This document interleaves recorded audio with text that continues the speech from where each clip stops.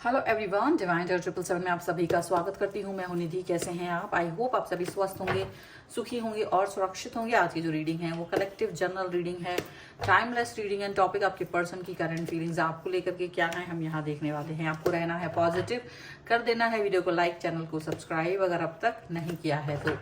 Personal reading के लिए आप आ सकते हैं। व्हाट्सएप नंबर आपकी स्क्रीन पर है। रीडिंग स्टार्ट है 199 रुपीज़ ऑनवर्ड्स।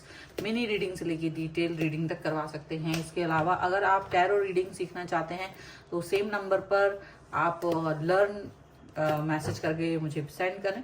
तो अगर आप मुझसे टैरो रीडिंग सीखना चाहते हैं तो उसका भी आपको बूट कैंप ज्वाइन करना होगा। 105 रुपीज़ यानी कि 105 रुपये का 1 डे का लर्निंग का वर्कशॉप होगा, बूट कैंप होगा, जहाँ से आप अपनी टैरो रीडिंग की जर्नी को स्टार्ट कर सकते हैं। फिलहाल स्टार्ट करते हैं अपनी इस रीडिंग को। देखेंगे आपके पर्सन की करंट फीलिंग्स क्या हैं।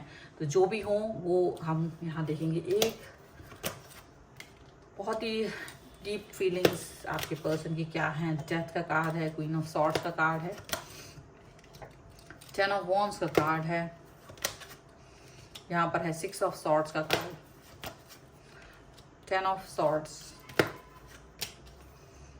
क्वीन ऑफ कॉइंस का कार्ड है, 8 ऑफ वॉन्ड्स का कार्ड है, एस ऑफ सॉर्ड्स का कार्ड है, यहाँ पर है 3 ऑफ कॉइंस का card and here is 4 of coins का कार्ड है। ओके, सबसे पहले हम राशियों की बात कर लेते हैं यहाँ पर। तो ये पर्सन हो सकते हैं Aries, Leo, Sagittarius, Libra, Aquarius, Gemini and taurus, Capricorn and Virgo के पर्सन हो सकते हैं।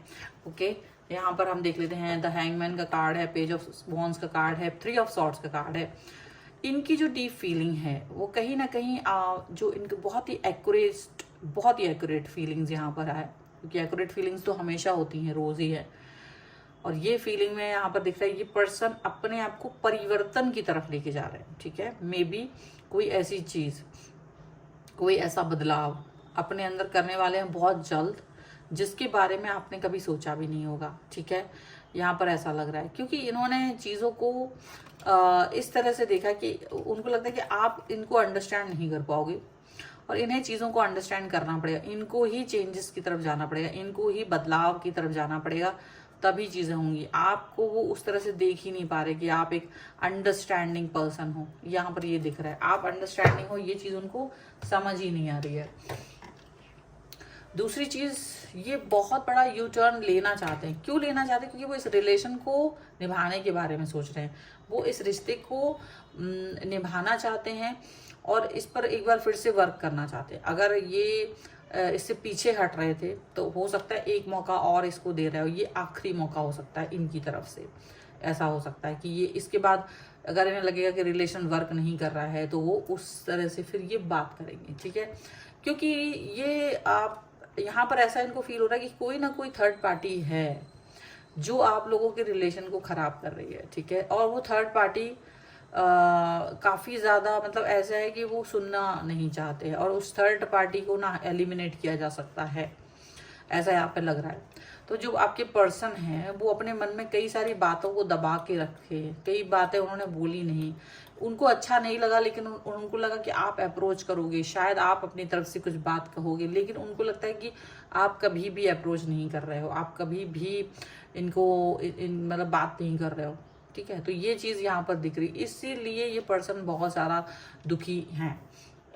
इन्होंने कई सारी चीज़ों के लिए आप पर ट्रस्ट किया था और ये वो ट्रस्ट टूट गया है। हो सकता है थर्ड पार्टी को लेकर कि वो ट्रस्ट हो कि शायद आप समझ जाएं और उस थर्ड पार्टी से दूर हो जाएं या उससे कनेक्शन को कम कर दें, लेकिन जब वो थर्ड पार्टी का कनेक्शन आपसे कम नहीं हुआ है तो ये चीज़ इनको काफ़ी दुख पहुंचाई है।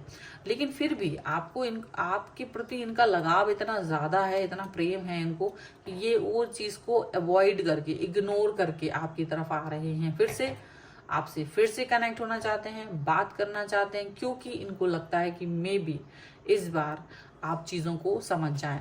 अब बात क्या होती है, जब आप पर उंगली उठती है तो हम उस चीज़ से तिल मिला जाते हैं और हमें लगता है नहीं हम तो सही हैं, हमने तो कभी कोई गलती की ही नहीं, हमारा रिलेशनशिप खराब हुआ है क्योंकि दूसरा व्यक्ति गलत है। हमेशा दूसरा गलती नहीं कर रहा होता, कभी कभी आप भी गलत होते हैं और ये चीज़ सुनना बहुत मुश्किल होता है कि हमने गलती की है। जैसे कि अभी कल रात को एक जो रीडिंग मैंने डाली है जिसमें ये है कि विद इन 6 आवर्स आपका पर्सन आपसे कनेक्ट होंगे।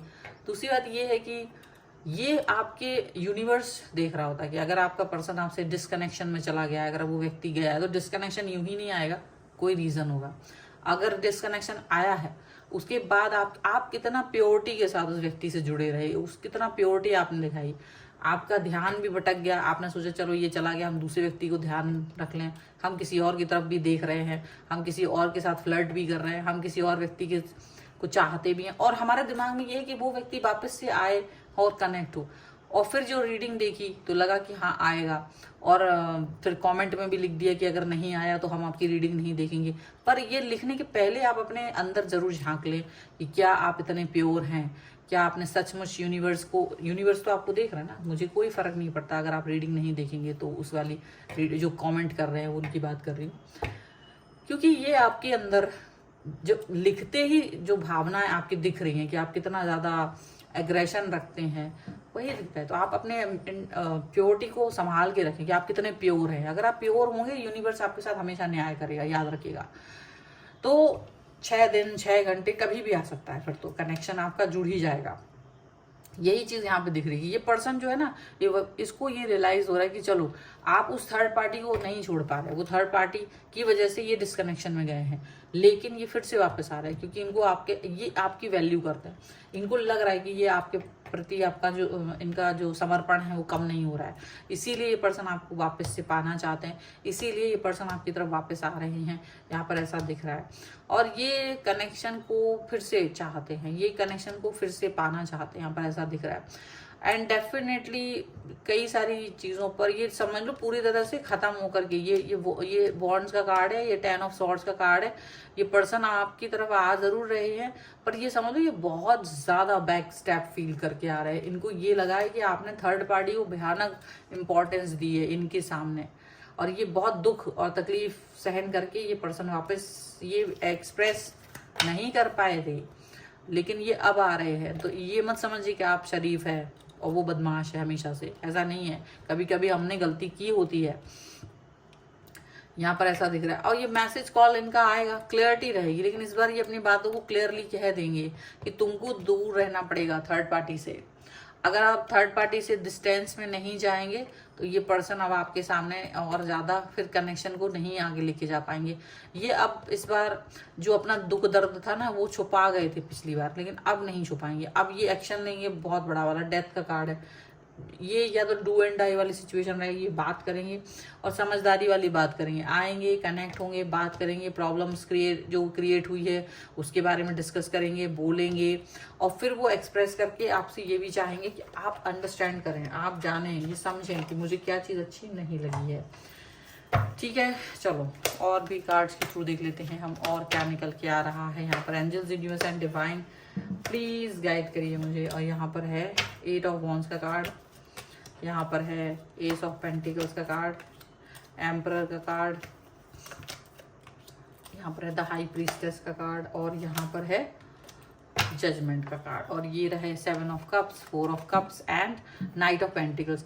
रुक के बहुत स्ट्रेटजी बनाई है इन्होंने, काफ़ी ज़्यादा स्ट्रेटजी बनाई है कि आए कि नहीं आए, बहुत सोचा, फिर इन्होंने ये बहुत कंफ्यूजन के बाद ये स्टेप उठाया, मतलब कंफ्यूजन और बहुत सोच विचार के बाद ये स्टेप उठा रहे हैं कि आपकी तरफ आना चाहते हैं, मौका एक और इस रिलेशन को देना चाहते हैं, एक और मौका देंगे, अब बात करना चाहते हैं। ये कंफर्म है कि इनका आपकी तरफ जो रुझान है वो उसको एक बार क्लियर करना चाहते हैं, वो उससे बात करके आपको आगे बढ़ना चाहते हैं। उनको लग रहा है कि यार एक बार बात कर लो, एक बार कनेक्ट हो जाओ, एक बार सारी चीज़ें ठीक हो जाएं, फिर वो चीज़ें आगे बढ़ जाएंगे। तो ये चीज़ वो चाहते हैं। एंड ये पर्सन आपको एकदम क्लियरिटी देना चाहते हैं। ये पर्सन आपको हमेशा की मतलब बहुत क्लियरिटी देना चाहते हैं, बहुत ज़्यादा क्लियरिटी देना चाहते हैं, पॉजिटिविटी देना चाहते हैं, यहाँ पर ऐसा दिख रहा है। और ये भी दिख रहा है कि ये पर्सन जो है ये आपके लिए बहुत मतलब एक समझो बहुत ज़्यादा इनके मन में भावनाएं हैं आपको लेकर के, बहुत ज़्यादा भावनाओं से भरे हुए हैं ये पर्सन आपको लेकर के, और हायर लेवल पर है, बहुत हायर लेवल पर ये पर्सन है, हायर कमिटमेंट आपको देना चाहते हैं।